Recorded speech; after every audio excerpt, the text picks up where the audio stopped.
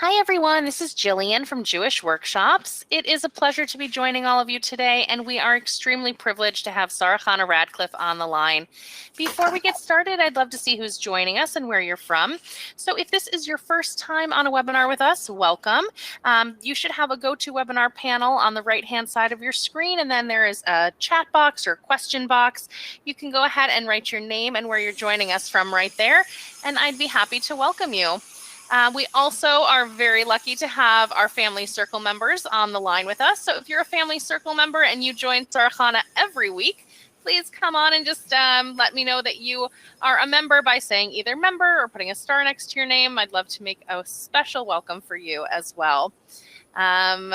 Oh, this is so exciting. Welcome Chana from London and Etta from New Jersey, Bashi from New York, Shani from Chicago. Welcome Toba from London and Sephora from Toms River, Donna from St. Louis. Welcome. Let's see, Chanita from Beit Shemesh. Welcome Rebecca from Los Angeles, Chaya from Detroit, Malka from Cincinnati, Rifki from Far Rockaway, Sarah from Manchester, Bracha from New Jersey, Hadassah from Tzfat. Welcome Nicole from Jerusalem, Devik from New York, Marla from California. Welcome Malki, who's a member. Welcome Karen from Toronto, who is a member. Welcome CS from LA, Elisheva from the Five Towns. Welcome Abigail from Beit Shemesh and Shirley from British Columbia. Welcome Nancy from Chicago. This is so exciting. I see people continuing to flood in here from all over the world. I don't want to spend the entire day welcoming people, but welcome to all. It is really exciting. It's going to be really important for you to find this question box because that is where you can put in questions throughout today's class. So please feel free to use this throughout. Oh, okay. So over the past 6 years, Chana has brought her expertise in parenting and relationships to our Jewish Workshops community. And we are really excited for today. Chana is going to introduce a brand new and extremely important topic that prompted nearly 1,500 parents to sign up for today's introductory class. So we are likely to hit capacity. Please make sure not to leave in the middle. I don't want you to miss a thing. We are going to begin learning how to be happier minute by minute throughout our days. We're going to say goodbye to that chronic irritability, overwhelm, and panic, and get the skills we need to start experiencing consistently upbeat, stress-free, happy minutes and hours throughout our day. Make sure to stay on the line, as I said, till the very end to hear about this one-time chance to also join Chana week after week for a full live program at a special discounted rate just for people attending today. And we'll also get to as many questions live on the line as possible. So again, please feel free to use this question box throughout today's workshop. You can put your questions in and we will answer as many as possible at the end. It is truly an honor to be hosting Chana Radcliffe today. A registered member of the College of Psychologists of Ontario, Chana Radcliffe has been practicing marriage, parenting, and individual counseling for over 40 years. Chana is a well-sought-after lecturer on stress management, parenting, anger management, and emotional well-being. She is the author of Raise Your Kids Without Raising Your Voice, The Fear Fix, Make Yourself at Home, and 5 other books on family life and emotional well-being. Chana, we are so grateful that you are joining us today. I'm going to go ahead and pass the microphone over to you. How are you today? I'm good. Great. The thing is, we have to move your screen so I can see my notes and get talking here. Sure. So no problem. I'm going to go ahead and stop that for you. That's perfect. Now I'm ready. I'm looking forward. Okay, terrific. All right.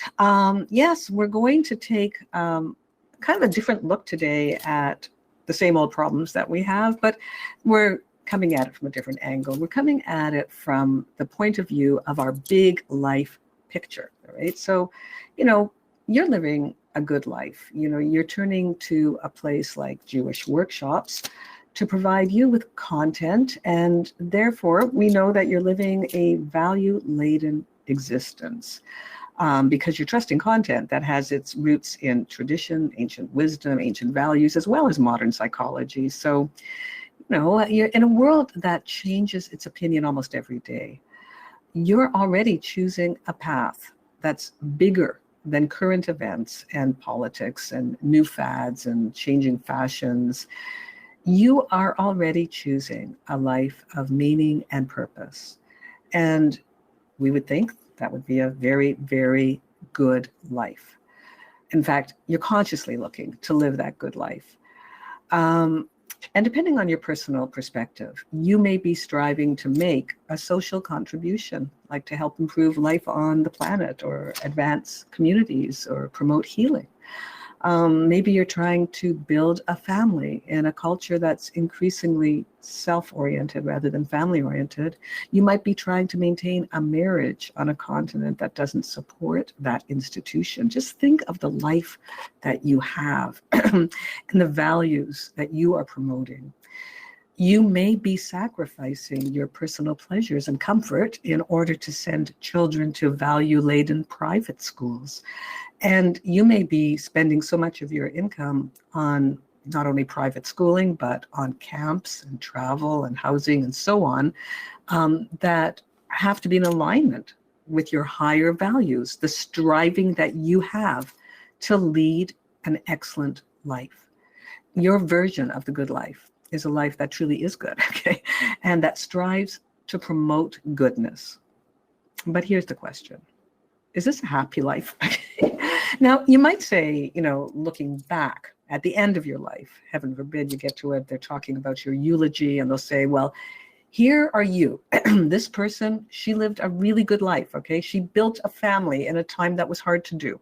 She invested in that family. She protected that family. She herself contributed to higher values on the planet and whatever. She was a good person. Will they also be able to say that she was a very happy person?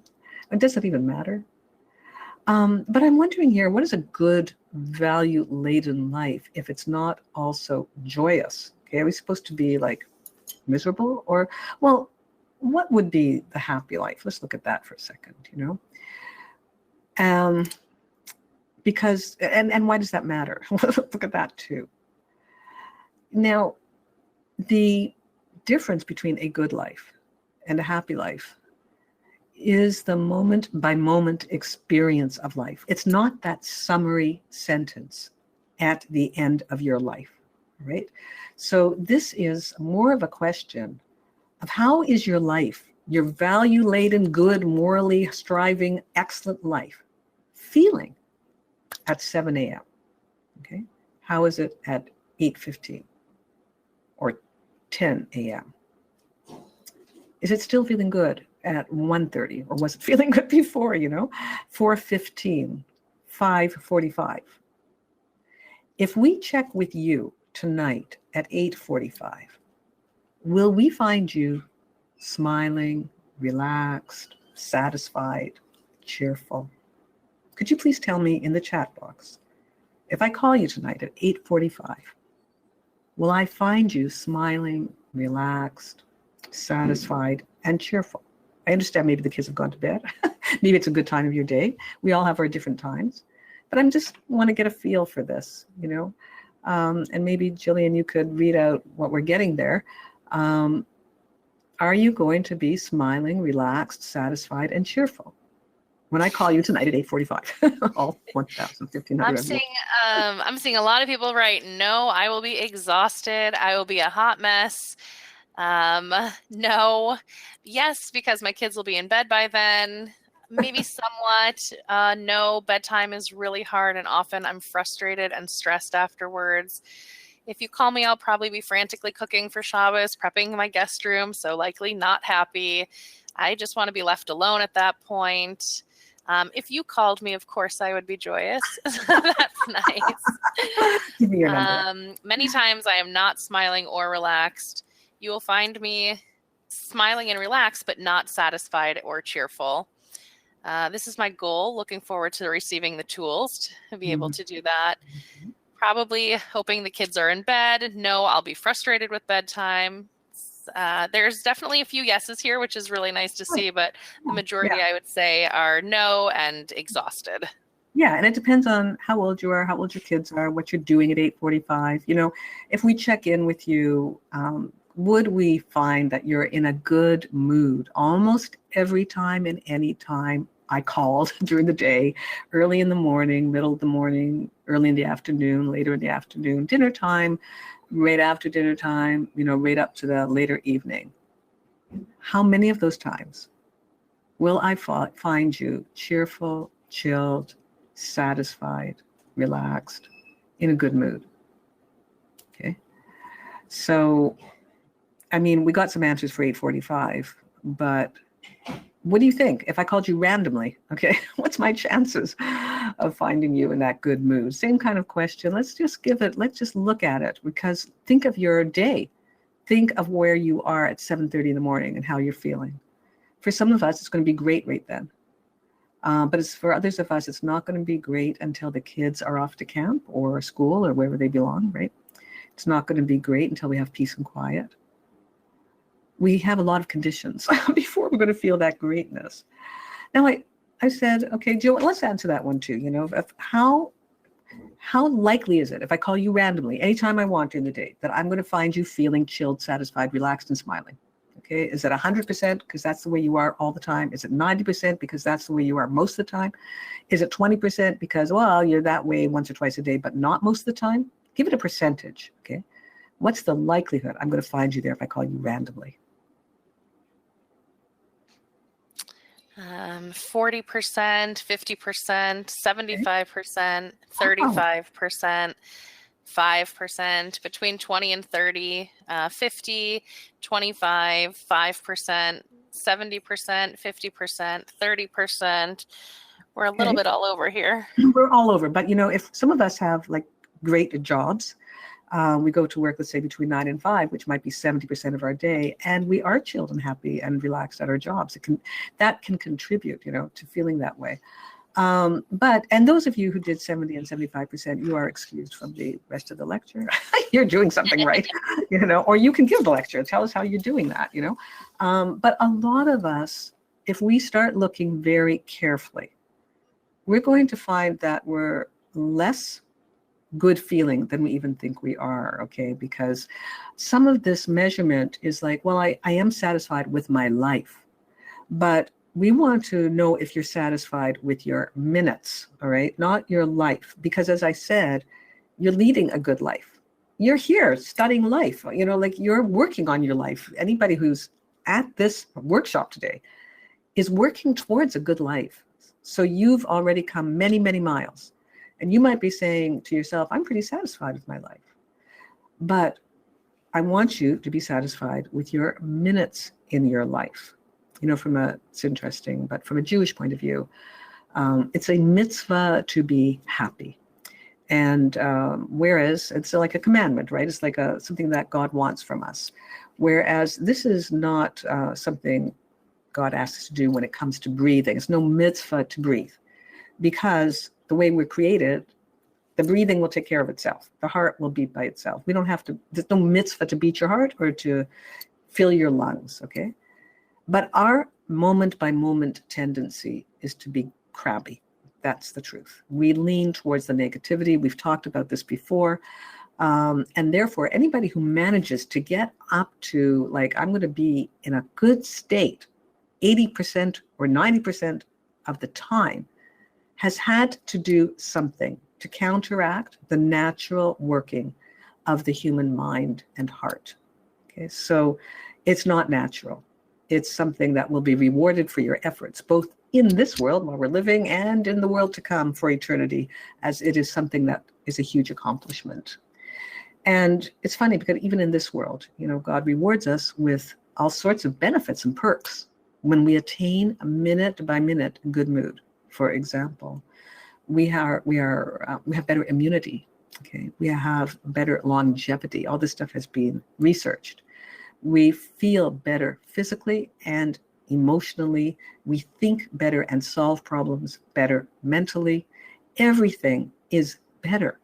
That's the reward that we enjoy even now, that comes from a state of well-being in our nervous system.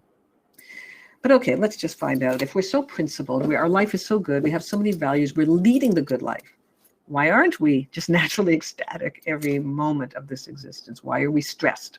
Why are we anxious? Why are we irritable, agitated, bothered, impatient, frustrated. And by the way, you can't be any of those things and simultaneously in the state I'm calling happy.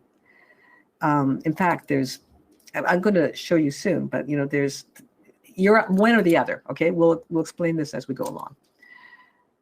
When are you planning to reap the benefits of your chosen lifestyle, that your carefully crafted lifestyle? What are you waiting for? Okay, well, of course you're waiting for today's workshop, so we'll get on with that. You want to know, how can I harness the potential joy of the life that I'm already leading? And the reason why you haven't been harnessing it is because so far you have been the innocent victim of the brain and heart that God has already given you, okay? The natural workings of our nervous system, the way things will go if we do not intervene.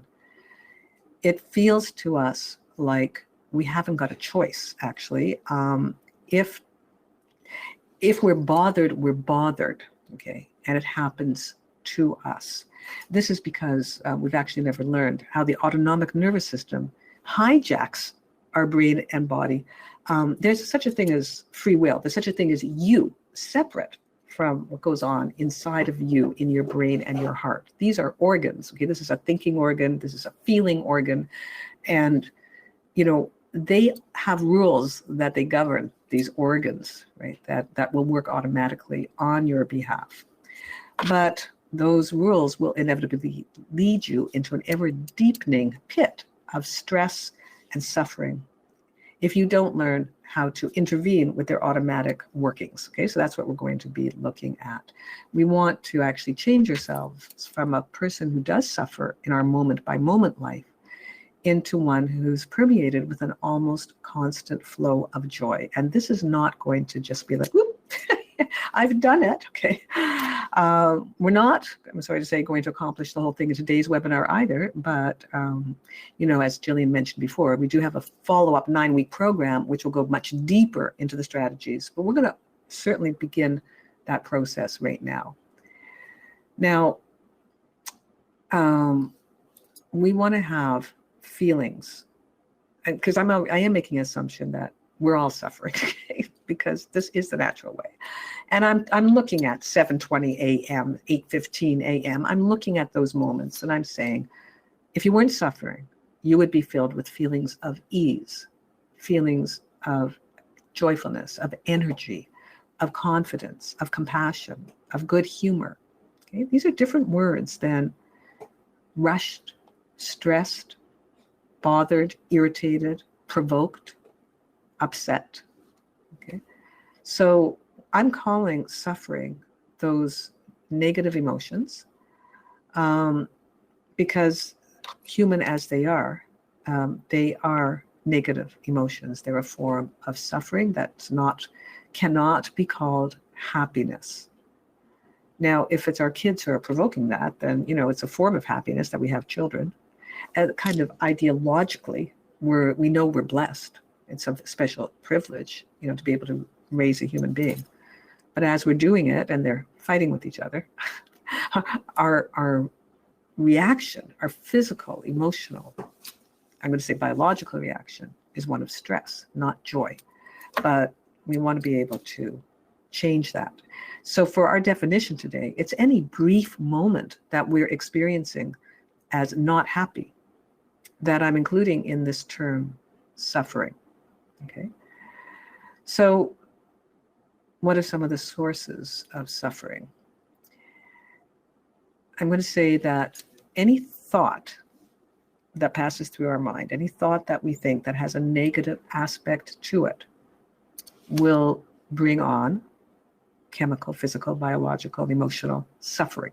And this includes any worried thought. I hope they get to camp safely. I hope he has a good time. Okay, that kind of thing. Remorse. Oh, I shouldn't have said that. I should have kept my mouth shut. Despondency. Like, I don't know. I just, my life feels so empty. Disappointment, frustration, upset, uncertainty, pressure. Got so much to do, so little time, Any thought that has a negative or a downside to it will produce this state that I'm calling suffering. So when something happens, a thought will pop into our head.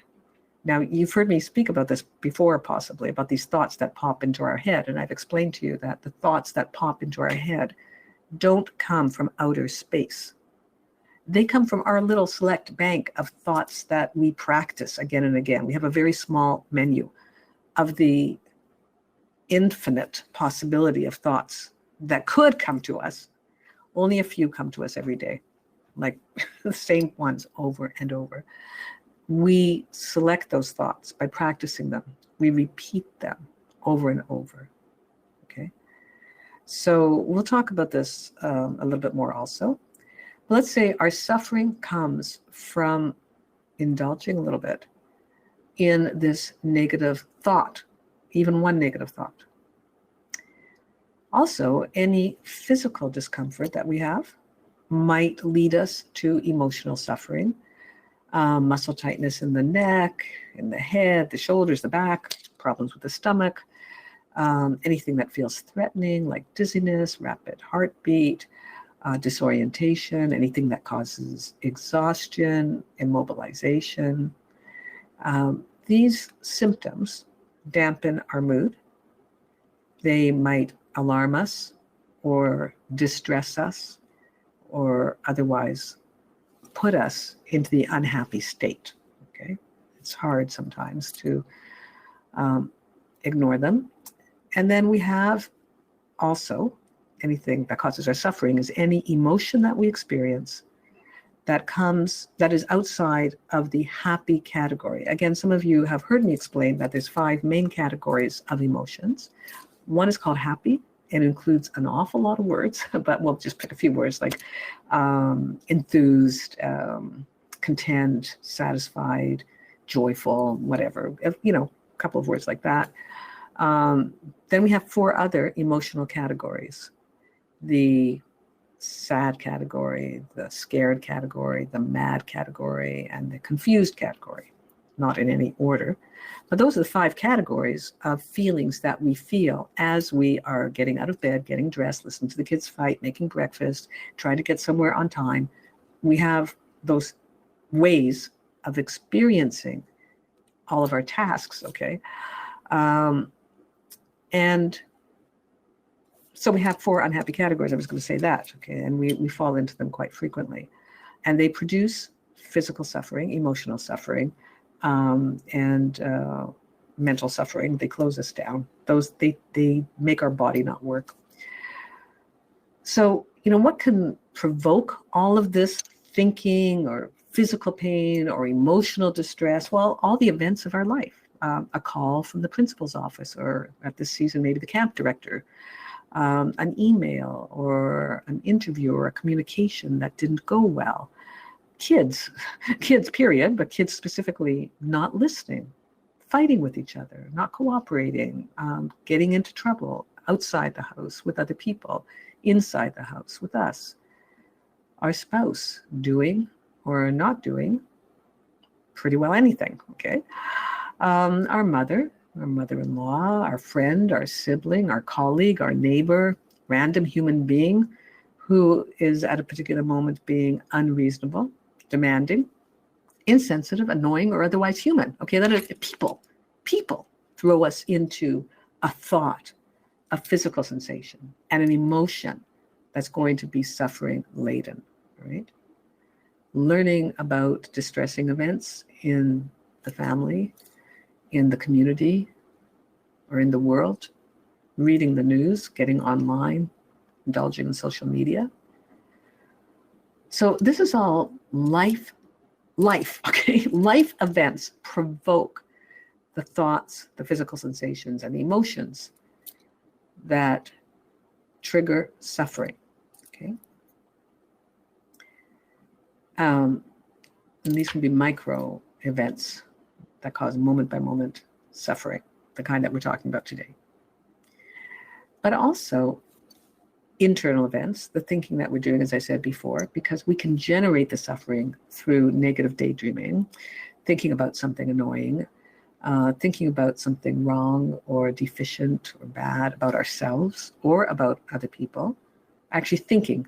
Thinking is a dangerous activity that, because of the way our habitual patterns develop, can draw out tremendous negativity and therefore the suffering. Okay.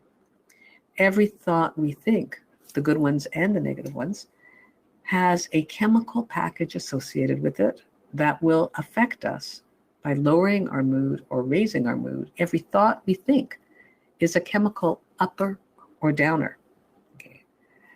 Now, again, we're not actually victims of the thoughts that come to us. The thoughts are only coming to us because we have been thinking them. It's kind of a circular thing, but we've talked about this before. Clicking on thoughts and expanding them when they pop into our head is a way to ensure that those thoughts will be coming back. So some of us are ruminators and worriers and stressors. We're very, very good at it, and we've developed huge sections of our brain that are highly wired with these activities. Interestingly, we also have, besides these conscious activities, everything I said before, the children fighting, the spouse, whatever, the friends and people you run into doing whatever, those are events that you are conscious of, that you're aware of, that you're awake for, that bother you in some way. And the thoughts you think, you're actually choosing to think them. Okay, they pop into your mind without your permission. Although there's a dynamic by which you created that. If we have more time, I'll go back to that, but I know I have explained it before. So I don't know if you've all been here before, but I will explain that if we have time. But the point is, you must choose to think a thought past the first millisecond that it shows up, okay? Because you can reject it if you want to and go on to something else. Now, if you choose to think it, that's also a conscious choice you're making to lead yourself into suffering. But there's also unconscious processes that lead us into suffering. So we have a slew of these unconscious activities that generate problematic physical sensations in our body, thoughts, and feelings. We call all of these unconscious ones triggers. Okay? For instance, we come across a social media post that sends us into a deep hole of despair. It was quite accidental. We were just like strolling, accidentally or whatever. And we saw a picture of a mom hugging her daughter. And then we felt so depressed. It was a trigger for some long lost traumatic thing that we had in our own childhood, let's say. Or it's a woman, she's on Facebook or Meta or whatever they call it, and she's announcing her glorious 25th anniversary with her husband, and they're looking into each other's eyes, and they're so in love, and you just had, the millionth fight of the day with yours. So it just happens. It triggered you into despair again. Or there's a picture of all the kids graduating, and your special needs fellow struggling along, the nicest kid in the world who's having such unfair problems. And then you feel all of these losses welling up in you and past traumas coming through your nervous system so that you now feel sick, you feel down, you feel bothered, you feel agitated. And it wasn't anything that you intentionally started thinking. And it wasn't any news that came to you or any event that happened. It was a trigger. We have many, many doors into suffering. Please just tell me in the chat box if any of the things I've mentioned so far you are recognizing as ways that introduce you to your suffering habit. Any of the things I mentioned, do they sound familiar to you? Are you suffering through what you're thinking, what you're feeling, what you're experiencing, and your triggers? Let's just hear if you recognize if this I'm sure it's not new, but go ahead. Does this sound familiar? Have I missed something? Do you have your own unique way of suffering that I haven't even mentioned here? Yes, definitely recognize this. Yup, triggers are the biggest because they're out of our control. All of this sounds so familiar to me for sure. Yes, 100%. Need to be in a different headspace. Triggers, I definitely agree. Yes, seeing other people have things I don't have is really rough. Absolutely. This definitely speaks to me. default mode is negativity, which brings the opposite of joy. This sounds too familiar, unfortunately. Yeah. Absolutely. Yeah. This is our lives. This is why we have minute by minute suffering. Okay. But we're going to get some help today from something. I'm going to give you a big technical word. You might have heard of it, especially if you're a therapist yourself. But it's called polyvagal theory. Now, polyvagal is spelled P-O-L-Y for poly, and vagal, V-A-G-A-L for the vagal nerve that runs from the heart to the brain. Poly means many, and we have several different nervous systems that are working all the time. One of them will be dominant for us at any given moment. Most of us know a little bit about the autonomic nervous system already because we've heard of the fight or flight response. So we know that when we go into a deep state of stress and we want to yell or we're having a panic attack, most of us have heard of that, fight or flight operation. And that one is governed by the sympathetic nervous system. So the sympathetic nervous system will give us surges of energy, but they all have a slightly negative feeling because it governs. The sympathetic nervous system is kind of like a radar searching for problems and trying to head them off at the pass. So we're lying in bed in the morning and we realize, it's getting late, I've got to get up. We're getting a little surge of energy. I say S for sympathetic, S for surge, okay? But the surge goes all the way up to scream, all right? So I have to get the kids up too, okay? So, come on, we're late. Then we start with the surge of nervous system, sympathetic nervous system mobilization, okay? It's there to help us. It's there to help us get out of a fire. It's there to help us get our kids up and get going. It's there to help us get up and get going. But it always has the suffering element to it, okay? So it's sympathetic nervous system for a surge to scream form of suffering. Now, the polyvagal theory is called theory because it's a theory. But it's a very useful theory that we're going to look at to see how it can help us. And we're looking at the practical aspects of this theory. And so far, we've really just mentioned that there's a nervous system that we all know about, and it is the sympathetic nervous system. We know about it because when we're stressed or when we're rushed or pressured, anxious or angry, we're in that system, okay? And when we're screaming and yelling, panicking, in any form, very angry or very scared, we're in the sympathetic nervous system. Now, also, when we're irritable, okay, any kind of agitation. So if we kind of look at it between 1 and 10, there's, the sympathetic nervous system, we can be at a 1, just being grumpy and miserable, unhappy, kvetchy, irritable. There's a little bit of energy in those states, and they're negative. So we're going to say that the sympathetic nervous system is running at, we'll call it S1 or 2, right? And then if we're all screaming because nobody's moving and the bus is coming, then we might be at S8 or 9. And I want you to think of it that way. Like, how intensely am I feeling this nervous system's energy, the sympathetic system? Just call it S for sympathetic, okay? S1, S2, S5, S10, okay? Where am I at? If you're not happy and you're feeling agitated, you are in the sympathetic nervous system. Now, the sympathetic nervous system will do its best to get everybody going, but let's see if I have some examples about that. 1 second. Yeah, okay. If we overuse it, we actually can use it up. We burn out. We can deplete it. So this is a case if you think of, marriage is hard. You're working on your marriage every day.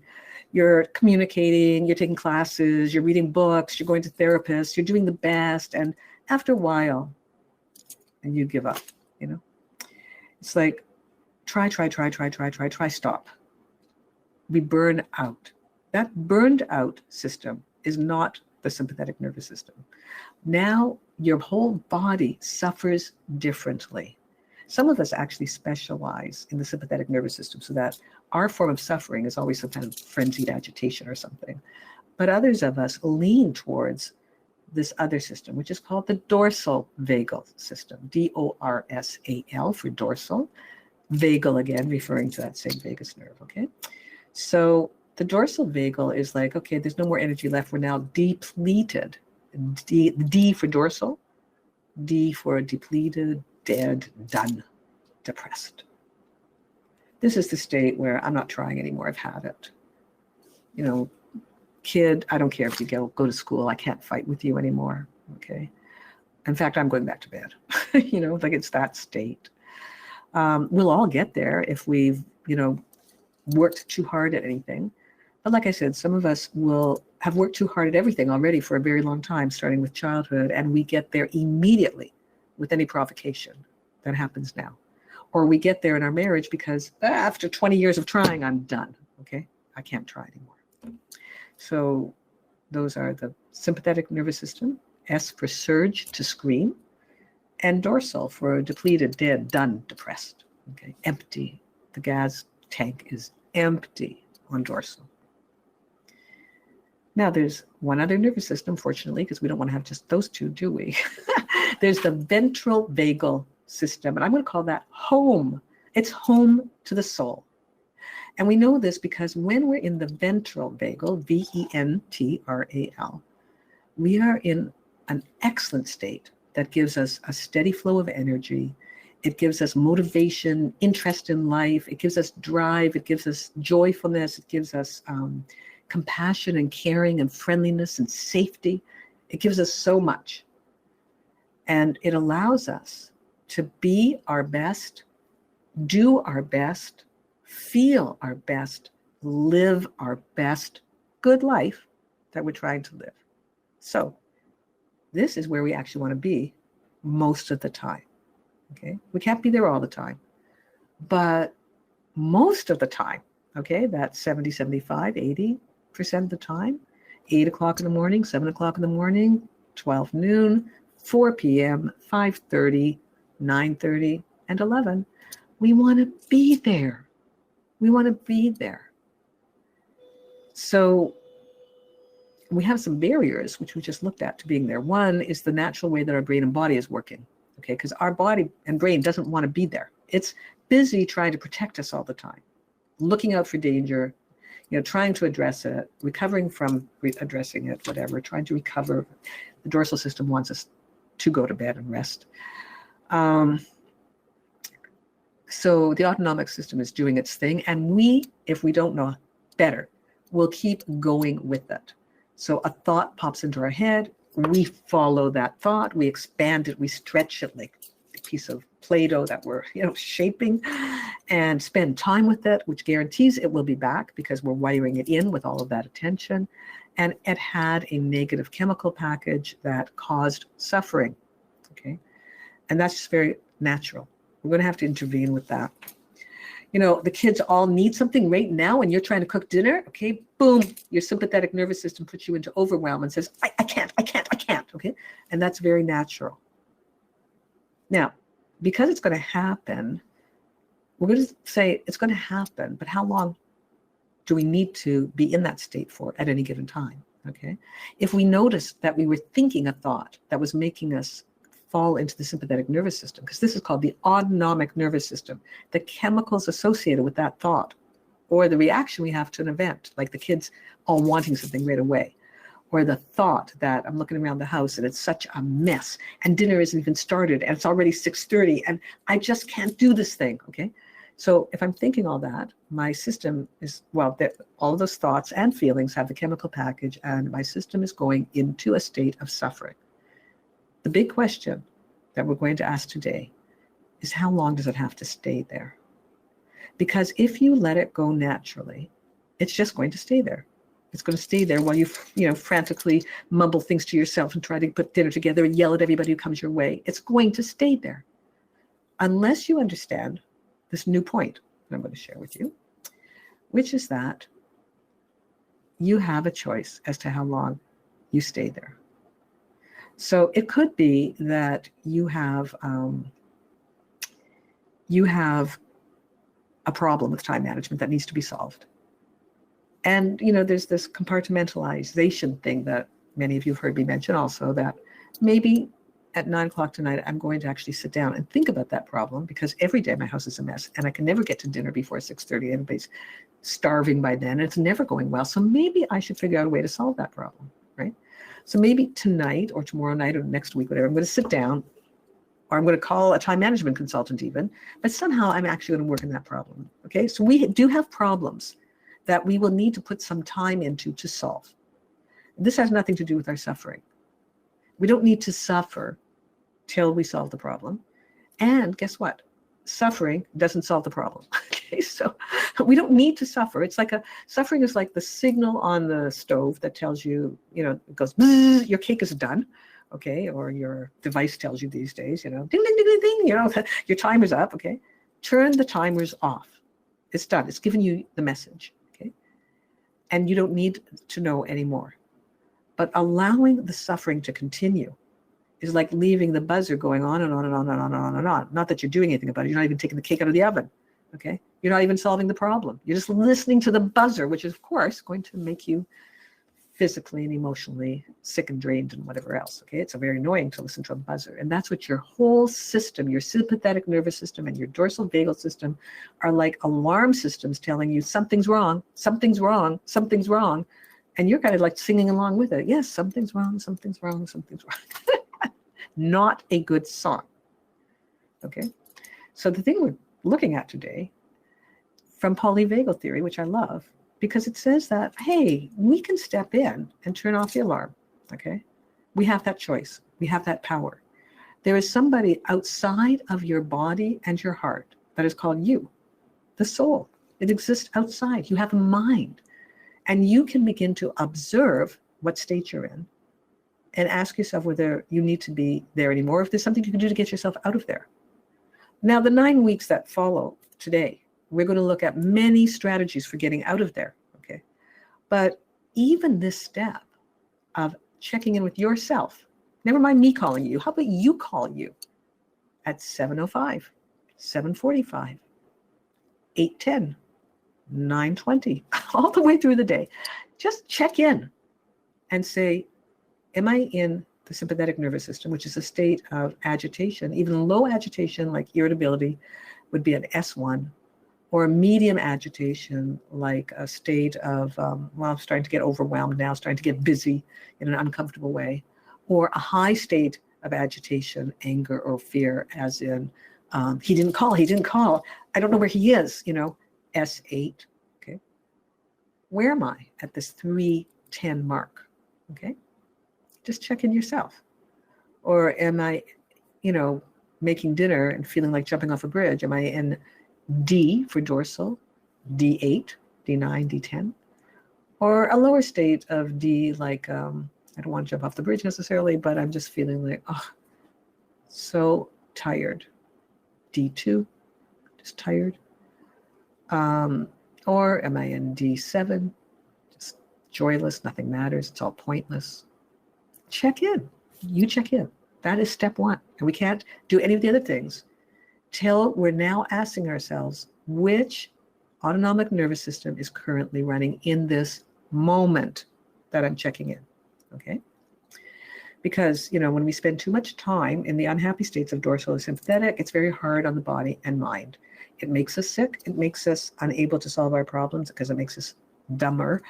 It reduces our immunity, the opposite of all those health effects. We are feeling unhappy, we are suffering, and we're aging more quickly. So, probably it's just the last one that you care about. But, it's not good to be spending a lot of your moments in dorsal or sympathetic. And you already knew that. But what you didn't know is that you have a choice. And the thing I also like about this, the polyvagal theory, is it acknowledges, okay, life is always going to be challenging. There'll always be things that trigger us. There'll always be things that are coming at us today. There'll always be thoughts that pop into our mind and so on, worries and issues that are serious and heavy. But it's saying, even without doing deep therapy on your childhood issues, you might want to do that anyways, but I'm just saying, even without doing deep 20 years of therapy on your childhood issues, even without understanding the whole story of why this thought has come to you now and why you're feeling this or that, you can begin to reshape the workings of your autonomic nervous system such that you are in the ventral vagal, happy, flowing, functional, great state much more of the time. Simply by asking yourself the question, at the beginning step, there's many things you can do. But I'm going to say simply by noticing the state that you're in and offering to do a little something that moves you from the state that you're in to a lighter stage of that state or out of it, closer to home. So home is ventral vagal. This is the state of our soul and its best place. We have unlimited reserves of joyfulness, energy, motivation, love, everything in our ventral vagal bank. Okay, it's at the source of our being. But it's blocked by all of the sympathetic guarding and dorsal recovering activity that we're constantly doing. So what we want to do is go home. And as we take ourselves home more and more often, moving from an S7 down to an S3 is getting closer to V1. Okay, now V, ventral vagal, I think of it as the very good state. VG, ventral vagal, very good. Okay, I know that vagal starts with a V, but the G in that, that's how I think of it. Ventral vagal, very good. We're starting to move towards feeling better. So instead of panicking, I'm moving down to S3, concern. And then what can I do to help? Well, maybe I can make a phone call or do something. Or if there's nothing I can do, I'm just concerned, I'm waiting for a phone call. Maybe I can do something that feels a little bit better right now. Maybe I'll just call a friend and chat about recipes or whatever, shopping or something else. Maybe I'll distract myself for a minute. And I know that if I do that in a few minutes, I'll be in V2. Okay, now V10 would be a state of one of those high moments. The child is born, it was like a fantastic, prize that you won, the Nobel Prize, whatever it is, that's a V10. And a V6 would be like, it's a wonderful day. The sun is shining. I'm so happy. Everything's going my way, And a V2 or V1 is like, I'm good. Yeah, it's a good day. Okay. I want to get anywhere on the scale of V by taking myself there. And it's like me taking care of me. No, I'm not going to leave you drowning or swimming in the mud. I'm going to take you, poor little person, into the good place. I'm bringing you home. I have that ability. I have that choice. It starts with noticing in a moment, am I in dorsal, in that depressed down place? Sometimes we can get an image for that, like dorsal is like the dumps, Are you in the garbage dump or are you in the swamp? Maybe sympathetic, you're in a windstorm, you have an image for it, right? Maybe in ventral vagal, you're on the beach with the palm trees, you can use images rather than these technical names of the nervous system. We don't need that. But we know we want to go. We want to go to the Palm Beach, okay? We want to go home. And it's okay to take yourself there, even if all your life issues are not solved, even if you still have trauma in your system. As you begin to take yourself to better places, it's like a parent who's taking a child out of the danger and into a safe room, into a nice place with a good, book and a nice meal. It's you taking care of yourself. So today is the beginning, but please join me as we go and see what many other things we can begin to do, because there's a lot where you can become very skilled over the next 9 weeks. But even if you start with this, rating yourself, D2, where do I want to go? I want to get back to V, ventral. I want to get there. I want to get back to the Palm Beach. You want to shape it through practicing it and thereby rewiring it. Yeah, you got the signal. The kid won't get out of bed. There's a problem. But how much suffering do you have to have over this now? Does your whole morning have to be ruined? Does your day have to be ruined? Do you have to spend 5 minutes shaking inside? Or can you just turn off that signal and get going elsewhere? Okay. Let me know, your questions on this, because I'm asking you to do two things. One, witness where you are Tell me if you can do that. Tell me if you're going to do that starting this afternoon, starting as soon as we're finished this workshop here. Will you check in every hour to witness and name, whether you're D, S, or V, name it whatever you want, the swamp, the storm, or the beach, or any other image, will you do it? Tell me in the chat box. Are you going to try this now, just to name it and rate it between 1 and 10? Who's committing to this? Yes, I'm going to do it. I'm already doing it now. Oh, I'm doing it for sure. I'll do anything. She wants to know more about the course. Yes, I will notice it. Yes, I'm doing it. I'm really excited to try it. Can you please list the names again?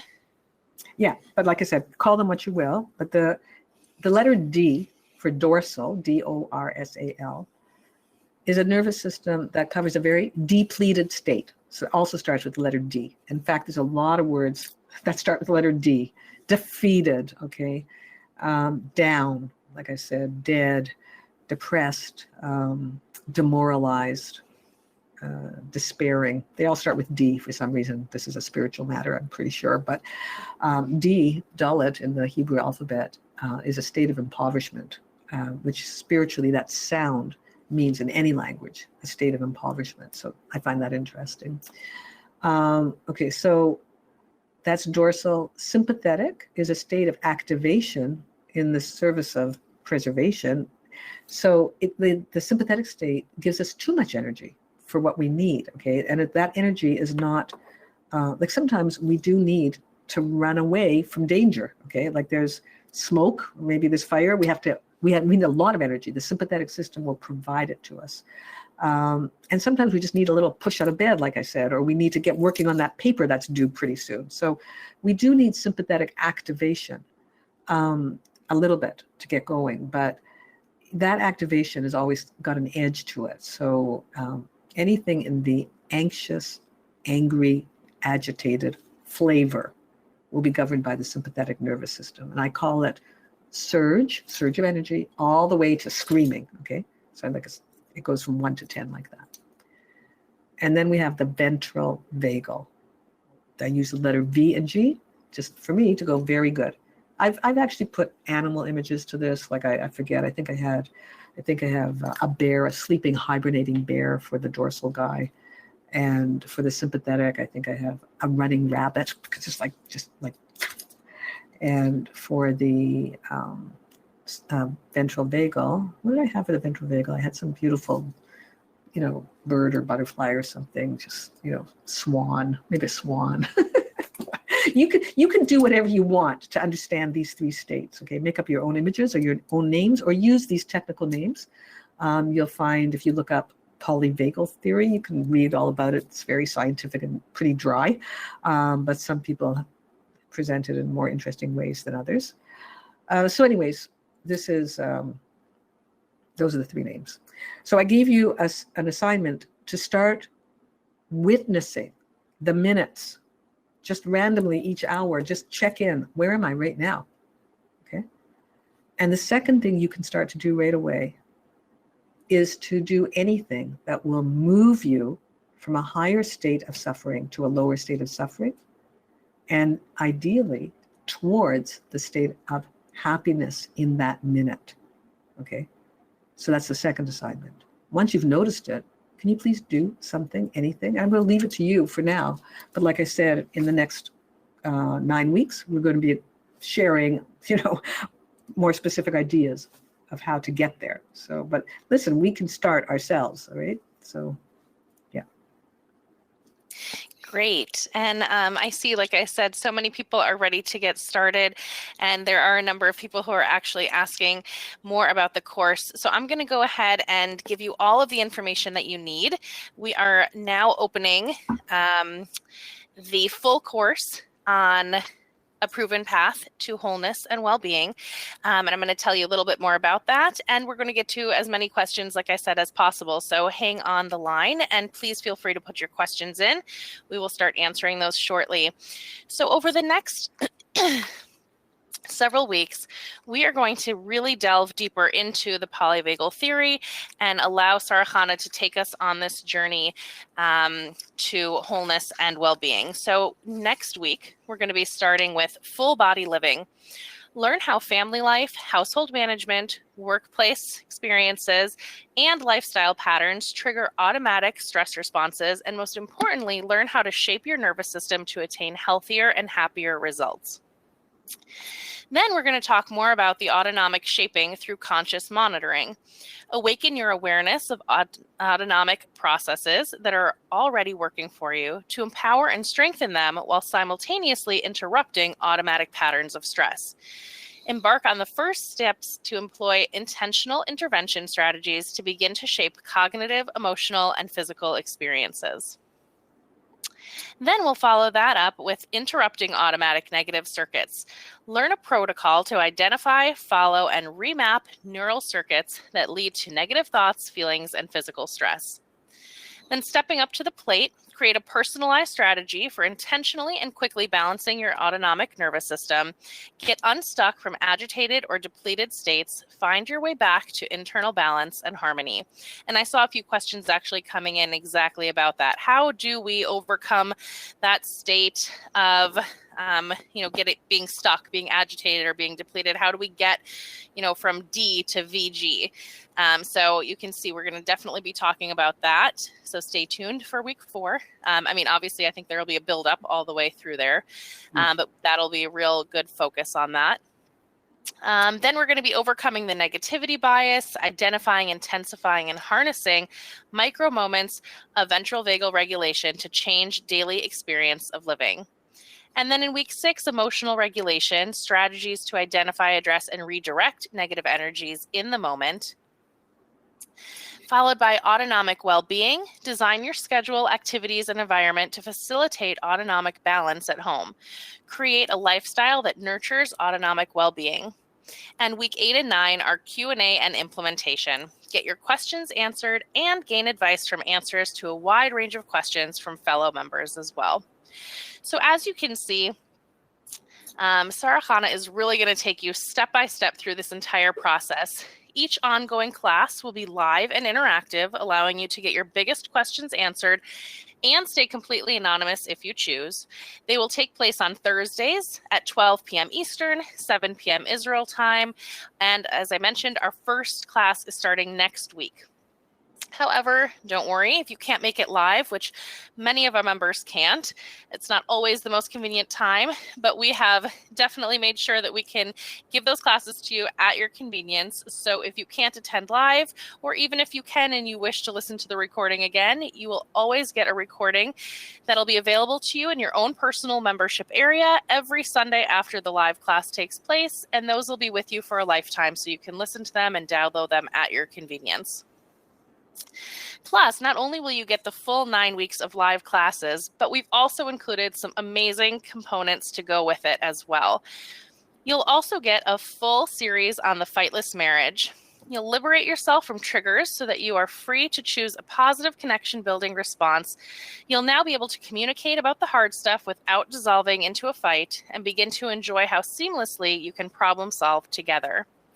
Plus, a full series on taming your anger. Foster a family-wide atmosphere of peace and calm by channeling your anger in ways that are healthy and productive.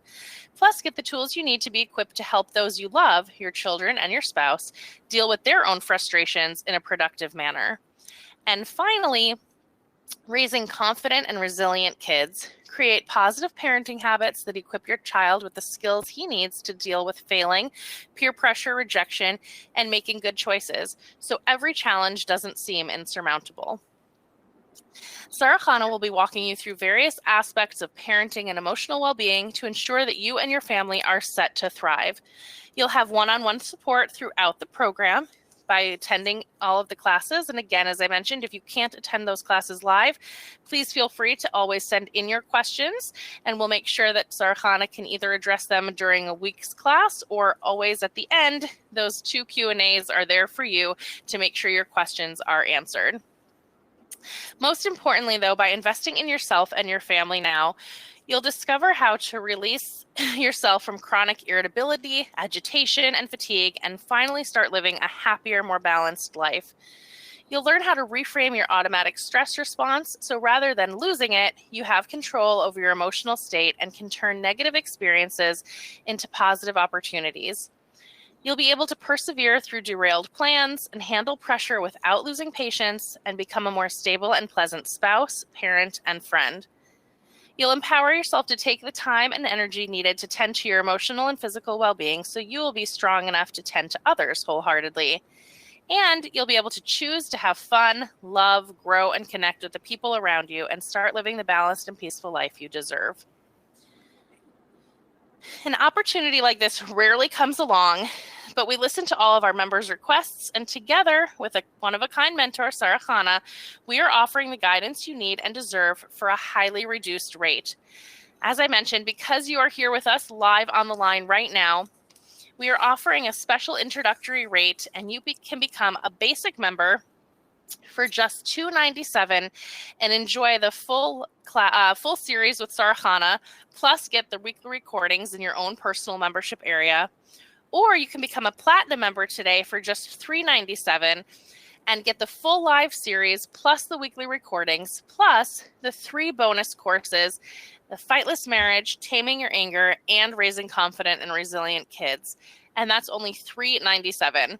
But there's also payment plan options available so that you don't have to pay all at once. When you go to register, you'll find those options and you can choose the one that best fits your needs. I'm going to go ahead and actually put the link right here in your chat box, and I'll also put it up here on your screen, but I do know that some people listen in on the phone, so let me go ahead and just say it out loud. It's www.jewishworkshops.com/wellbeing. No hyphen on that one, just /wellbeing. I'm putting it right there in your chat box. I'm also going to put it up here on your screen so you can see it. And you can go ahead and open another browser and grab your spot right away as we continue to answer more questions. I just want to make sure that you grab your spot. Spaces are limited.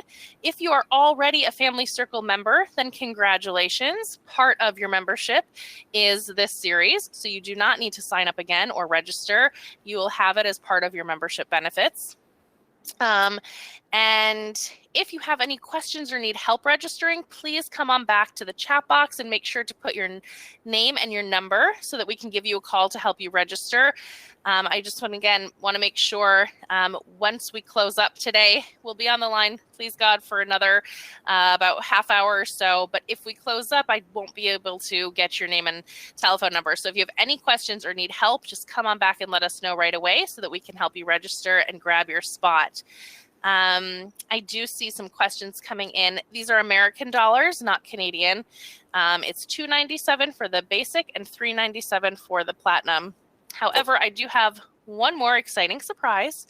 For some of you, you've been here before and you've heard this, and we're going to continue to do it because I just thought it was such a great idea. But one of our members a few months back asked us if we could run a raffle each time we do a special new course, and one lucky winner will get the course for free. So once you sign up today while we're on the line, everyone who registers right here in the next half hour or so will automatically get entered into our raffle. And then we will pick one lucky winner tomorrow and refund your payment, and you get the entire course for free.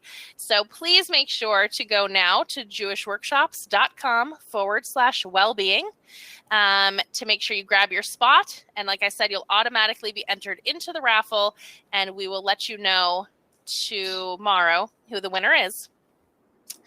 Is there a special promo code? No special promo code needed. When you go to the registration page, you'll see that the prices are already reflective of this introductory rate. So you can become your basic member for $297 or a platinum member for $397. Let me see.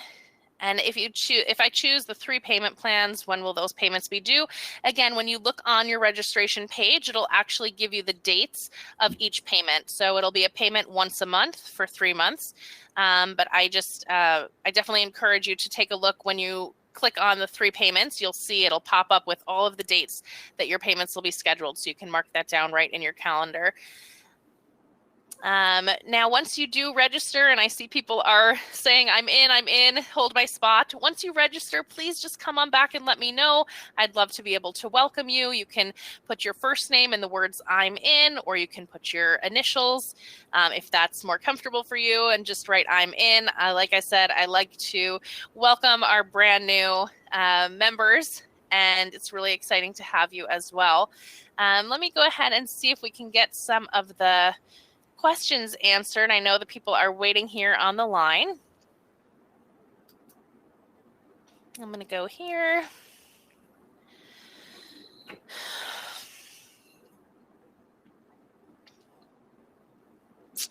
I believe my biggest, sorry, Chana, this is a question that's coming in. I believe my biggest hindrance to being in the VG system is my thoughts and feelings of not accomplishing enough and somehow blaming myself for that. Funny, since I'm pretty confident and accomplished, but is that something that we will address? This course is going to be different. I'm going to just say this. You know, I do a lot in the family circle. I hope that all of you will end up joining me there on a weekly basis, but we have a lot of resources there already as well that really address the psychology behind our thoughts and feelings and stuff, and work with that psychology. But in this polyvagal approach, we're actually going to skip over psychologies and feel better anyways. So this question, like, let's say I'm lacking confidence, I'm beating myself up, I have a strong inner critic. Well, the strong inner critic is generating an awful lot of sympathetic nervous system activity.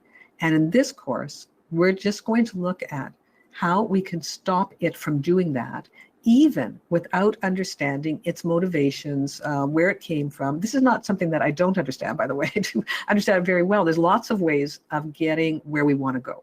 But we are looking very specifically and very directly at getting to a safe and good place in our life where we're feeling the goodness of our life minute by minute. And we're doing it in a very direct way without the need to cure our hangups. Now, this doesn't mean that there aren't things we can do to cure our hangups. There's plenty of things, and we'll come across some of these things.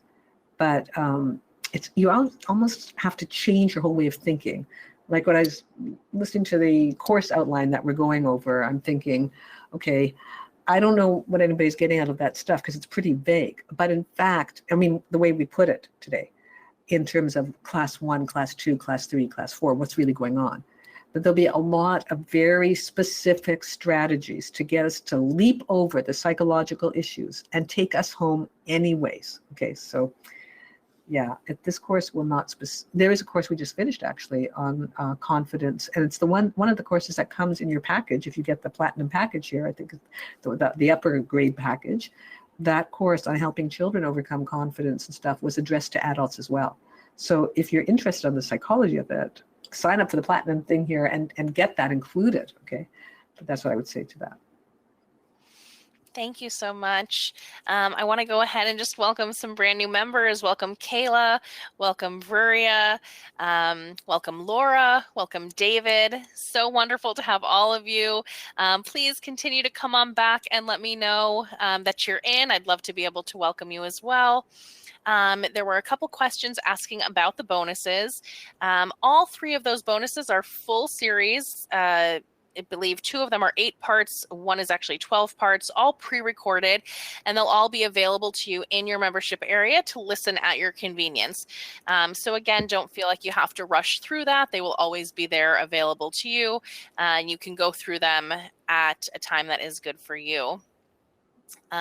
Speaking of payment plans, please, if you have any questions about payment plans or need help with that, just put your name and telephone number in.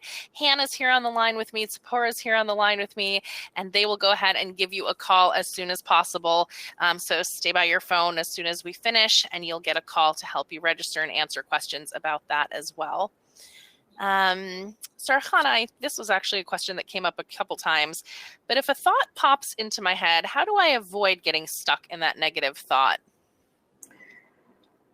We're talking about wiring. So right now we have a sticky wire system, basically, that goes, around and around and around on a loop, and it's has a lot of wires. Especially, let's say, if we're a ruminator, which means thinking about things that happened, bad things, or we're a worrier, which means thinking about bad things that might happen, or could happen. We have practiced this probably a lifetime. And we have lots and lots and lots of wires on those circuits that make it run fast. Anything you practice, you get very fluent at. So if you know how to write your name or something, it's because, since elementary school, you've been practicing that. You know how to walk and talk for the same reasons. You've been practicing it. You're fluent at it. And if I now asked you to write with your non-dominant hand, you'd have to learn all over again. And, it's a whole rewiring process. Now, you could do it, right? So now it's not going to be as hard, actually, fortunately, as learning to write with your non-dominant hand. Okay? But we will have to build new habits. So right now, the main thing that we're doing is we're breaking the circuit by noticing it. So I don't know if you've ever had an earworm, they call it, in your head, where you're singing a song and the song keeps going on and on and on and it won't stop. One of the best ways to stop it is to let it run. And before you get to the very end of it, give it a different ending. Okay, like you just, if the song ended on a low note, just before the end, you take it to a high note. By doing that, you collapse the entire wired pattern of the song. So in the same way, and this is why I gave you something that you might say, I listened for a whole hour for this. What is she saying? It's nothing. I wasted my free time on this. No, I'm saying something really important. By you witnessing what's happening to you at 7:13 a.m., okay? By you witnessing it, you are doing something you've never done before. And in doing that, it's like putting a high note on the end of the low note of that tune that's stuck in your head. You are breaking the circuit. And this is why it's going to be a lot easier than learning to write with your non-dominant hand. But just stick with me, and we will break the old circuits and build the new ones that we need to build. Great. Thank you so much. I just want to go ahead and welcome Elisheva, welcome Julie, and welcome Adam. Please, again, come on back and let me know when you're in. I do have a question, Chana. Is this course only specifically for parents, or would it be beneficial for somebody who is not a parent or who has older children to also join in? No, this one's an ageless one. The examples that we will use throughout are all life examples, right? So I'll mention kids, I'll mention work, I'll mention housework, things that, if you don't happen to have a kid, that won't hold you back, because you replace my example with your example or whatever. The examples are not the most important thing in this course. The tools will be the most important thing. And as long as you are probably a teenager and older, you'll be able, all the way up to 120, be able to benefit from this course. Amazing. Thank you so much. Let me see. There's some more questions coming in. And in the meantime, welcome, Robin. I'm so glad to have you as well.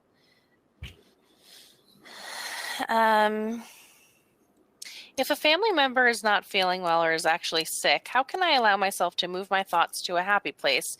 It seems careless and selfish. Yeah, as if your suffering is helping them. But sometimes we think our fear is preventing a problem. Our suffering is showing compassion.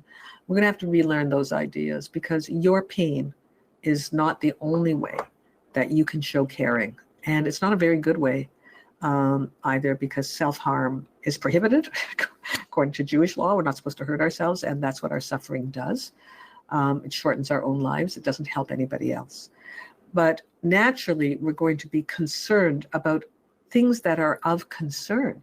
So an ailing relative, a problem at work, a possible job loss. We're not saying like, oh, la-di-da, no problem here. We're not saying that.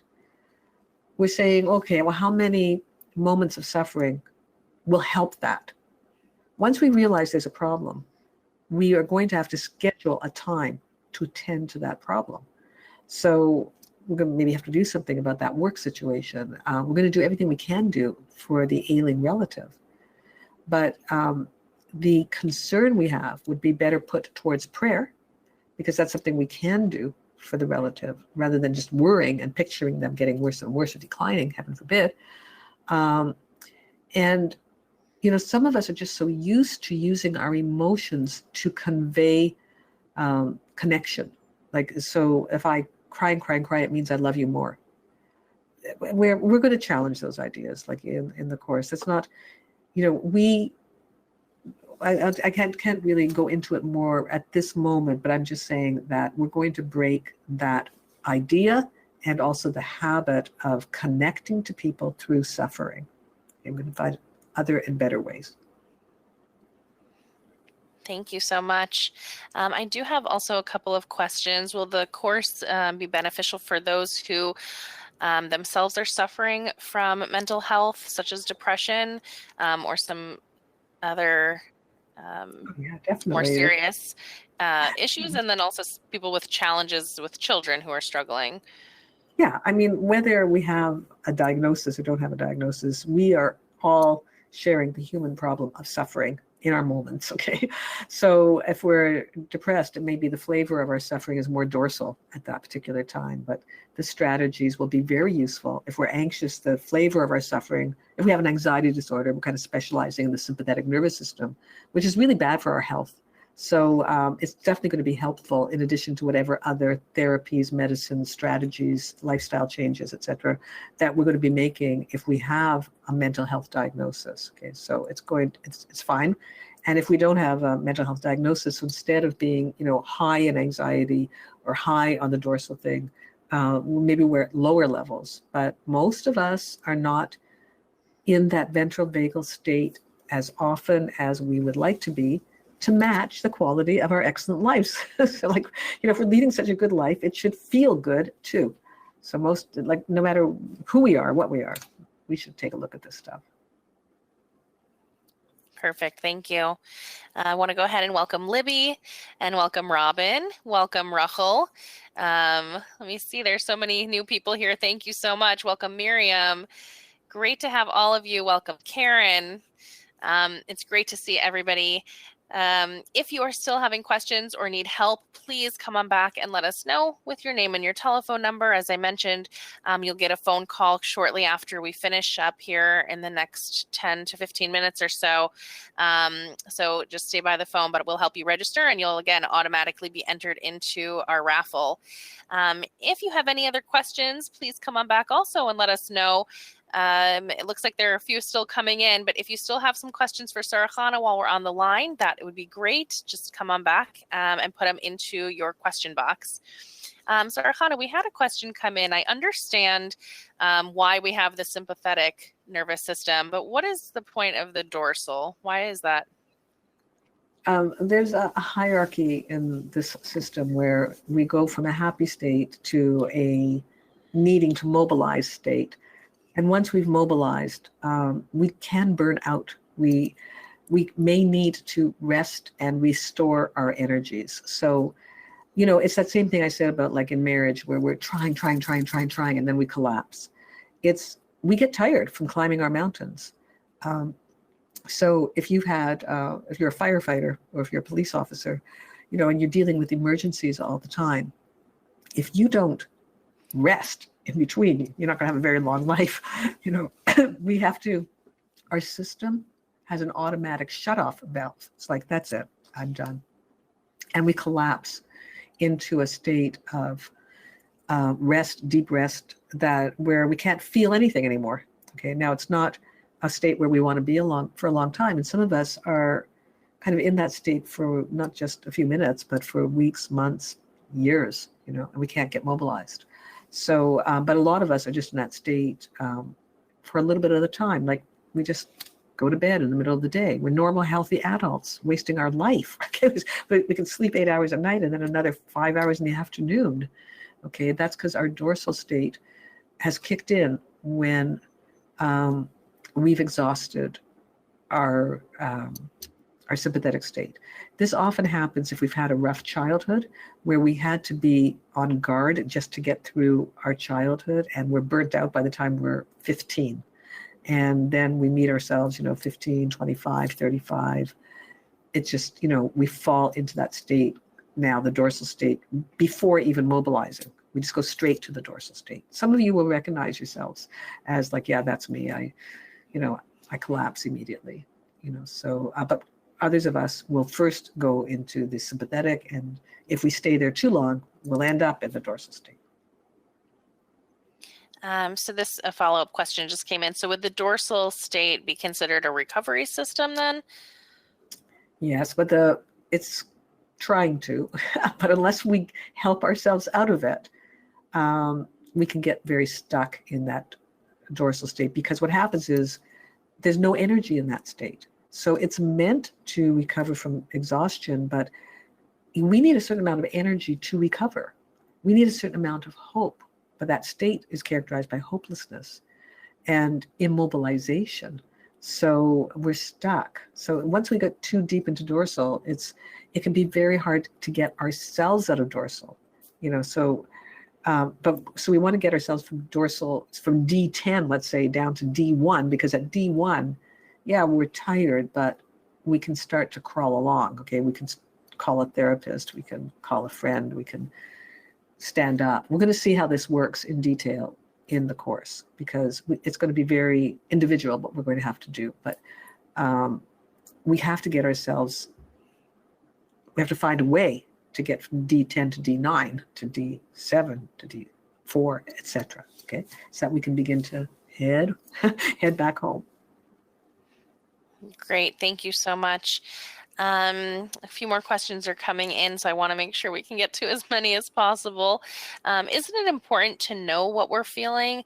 It seems like quickly changing our thoughts may lead to denial.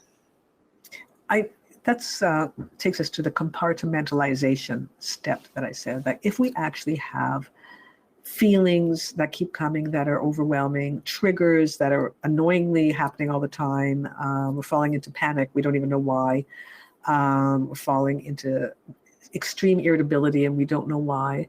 Yeah, we do want to know why, but feeling the irritability longer, that's like the signal, hello, something's off, okay?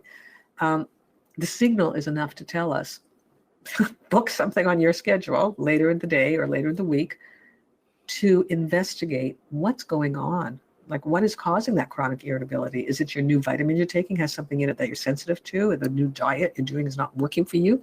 Or is it, some psychological thing that you haven't been paying attention to, some disputes in the background with your sister-in-law that's kind of creeping up now and affecting you that you weren't even conscious of? Is it your childhood still, rumbling with so many triggers that you cannot control? So that will need to be attended to as well, okay? But it's not like you can't be happy meanwhile, okay? In fact, you're beginning to respect your nervous system so much to say, I'm here for you now. There is all this bad stuff that happened and that is possibly happening right now that we have to look after, but I'm here to look after you. The first thing we're going to do is this pleasant activity. And then I'm going to sit down and we're going to get to the bottom of what's bothering you and the bigger thing. And I'm going to take care of that for you. So it's this very self-nurturing approach. There is a psychological aspect to it that we can elaborate upon. But right now we're talking about the skill building and, well, what is it I'm going to do for you exactly? So if you never did look into what's wrong, then you would probably be triggered and re-triggered and re-triggered and re-triggered. Like it will take you longer, because you could, if you reshape the nervous system, teach your nervous system that whatever it was that was scary and bad before, it's okay now, because look how good it is. And you can gently bring yourself into the good place. But my guess is that you would speed that up with insight as to whether this is your childhood trauma, whether this is the issue with your husband or your sister-in-law, whether this is the diet that's not working for you. You can speed it along and not, I'd like to do a million things at one time, basically. But somebody might say that you could do the whole thing just with reshaping the nervous system. But that wouldn't be me. Okay, great. I just want to go ahead and welcome Nicole and welcome Gitty. Okay, we've got only a few minutes left, so I just want to try to get to a few more questions here. If these negative feelings are a result of physical from a physical lack of sleep or hunger or low sugar, how is that meaning your constant irritability, I suppose? Is this system still going to affect that? Absolutely. Yeah. Look at the abuse that's involved in I mean, if you have a medical condition and you've already attended to it the best that you can, and you're still left with your body out of sync, you're still going to need some compassionate way to help yourself, because what are you going to do? Bite everybody's head off? Allow yourself to perpetuate the negative consequences of your own overuse of the sympathetic nervous system, because we said it's harmful for you to overindulge there in many ways. So no, we still have to find a way out, even if it was a medical condition that was being treated to its optimum. But for most of us, I said abuse at the beginning, because you're not getting enough sleep, you're not, you're not eating properly, or whatever it is. Like some of what's going on there might be a neglect that's perpetuating this. And it may not always be, because it may be your child who's keeping you up. You have, 3 kids under the age of 5, and there's no sleep coming for a few more years yet. So there are things, but we can still do something, and we'll see what we can do. Thank you. I think this is going to be the last question. My husband has high levels of anxiety, especially when traveling or if something new is happening, and it stresses him out so much that he lashes out at everyone. How do you help someone like that? I suppose the really bigger question is will the course also help us address other people's, well-being, and will we, by learning for ourselves, we'll be able to help them as well? I think you'll learn a few things that might be translatable to, because we're taking the stance that there's me and there's my body mind. Okay, I'm like another person. Like this body mind is another person to me, the soul. So the body heart, we'll say. Sorry, what am I saying? The body, the brain, and the heart are their own material existence, and they run the nervous systems that we're talking about, the dorsal and the sympathetic and ventral vagal. Okay, outside of this body, mind, heart unit is me. Right? So I'm taking care of me by intervening, and theoretically, I might be able to help my children and my spouse as well, using some of the same outside strategies. Awesome. Yes, there will be a little bit of carryover, and we can talk about how that would translate. Join us there to raise the question again. Excellent. Thank you. So as we are closing up, I know, Chana, you are so busy, and we really appreciate all the time you spent with us today. And thank you to everyone from around the world who spent your time with us today as well. We love seeing you here. Chana, we still, thank God, have several hundred people here on the line. If we could just leave with some parting words, if anybody is still on the fence, if there's some, I guess, something you want to leave us with, that would be great. Well, I think like I'm a constant student of psychology, I guess, because I'm always learning. People are always putting it out there that there's new ways of approaching ourselves, even if they're similar to the old ways with new language, but just something opens for us. Like I personally just benefit from all these things myself. And I know that over the course of my life, I've gotten happier and happier and happier. And I would like that for everybody, like I like to join me on this journey, just, like, let's all get happier and happier. It's only good for us. Like I said, it's healthier for us. It's protective of us. It's something that it's a spiritual advancement for us. It's a great model for our family. It makes us better partners, better parents, better friends, better colleagues, better everything, better managers. I just think just let's keep learning together. Let's just, even if we get one extra little thing that we couldn't do before that we can do now, let's just move it ahead and feel better, enjoy life more, and live and feel the goodness of our lives. I hope you'll join me. Thank you so much.